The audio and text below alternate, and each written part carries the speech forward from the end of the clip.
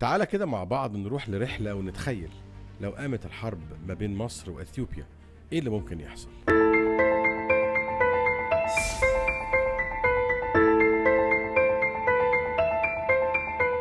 إثيوبيا بتتمادى أكتر وأكتر وحشدت قوتها على حدود الصومال اللي فيها موجود الجيش المصري. بس خليني أوضح لك شوية نقط هتفرق معاك قوي. الجيش المصري بيتكون من 1,330,000 جندي، بينما إثيوبيا بيتكون من 162,000. مصر بتمتلك 1,391 مقاتلة حربية، بينما إثيوبيا بتمتلك 116. مصر بتمتلك 395 مروحية مقاتلة، بينما إثيوبيا تمتلك 41. مصر بتمتلك 11,000 مدرعة، بينما إثيوبيا بتمتلك 130. مصر بتمتلك 1,235 منصة لإطلاق الصواريخ، بينما إثيوبيا بتمتلك 180.